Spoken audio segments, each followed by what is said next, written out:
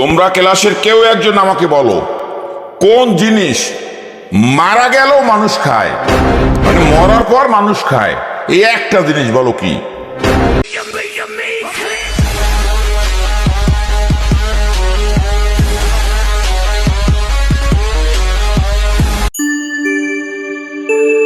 প্রিয় শিক্ষার্থীবৃন্দ, তোমরা কেমন আছো?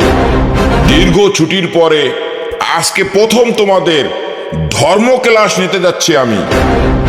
দীর্ঘ ছুটিতে বাড়ি থাকতে থাকতে পেটে তেল হয়ে গেছে, আশা রাখি তোমাদেরও অনুরূপ অবস্থা।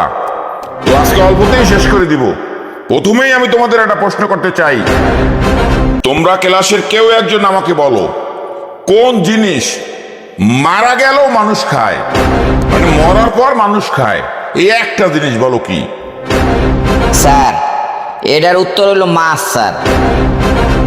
তোমাকে ধন্যবাদ বাবা, তুমি অনেক গুরুত্বপূর্ণ একটা প্রশ্নের উত্তর দিয়েছো।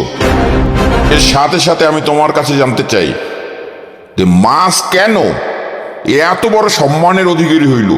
কারণ পৃথিবীতে অন্য কোনো জিনিস নাই যাহা মারা যাওয়ার পর মানুষ খায়। মারা যাওয়ার পর মানুষ সেগুলো ফেলে দেয়, কিন্তু একমাত্র মাছ মারা যাওয়ার পর মানুষ খায়। কেন মাছ এই সম্মানের অধিকার হইল আমাকে বলো। স্যার, আপনার এই প্রশ্নের উত্তর আমি আমার দাদার কাছ থেকে জানছিলাম, কিন্তু স্যার দাদা মরে গেছে। এইটা জানতে পারি নাই যে মাছ কেন এই সম্মানের অধিকারী হইল। আপনি দয়া করে বলেন স্যার। এর উত্তর শোনো তোমরা। নমরুদ আল্লাহকে মারার উদ্দেশ্যে আকাশে ক্রমাগত তীর নিক্ষেপ করতেছিল। তখন আল্লাহ হেসে হেসে নমরুদের সব পাগলামি দেখতে থাকলো এবং জিবরাইল আলাইহিস সালামের কাছে বলল যে ওর তীরের মাথায় রক্ত লাগিয়ে দাও, যা দেখলে নমরুদ ভাববে যে সে আল্লাহকে মেরে ফেলছে। হযরত জিবরাইল আলাইহিস সালাম আল্লাহ সুবহানাহু ওয়া তাআলার নির্দেশ পালনার্থে সকল প্রাণীর কাছে গেল যে আমাকে একটু রক্ত দাও।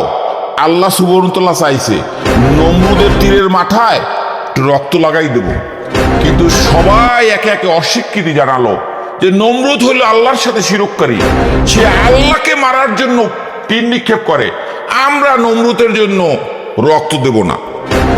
অবশেষে কুল কিনারা না পেয়ে হযরত জিবরাইল আলাইহিস সালাম মাছের কাছে গেল এবং অনুনয় বিনয় করে বলল যে একে একে সকলের কাছে গেছি, কেউই রক্ত দেয় নাই।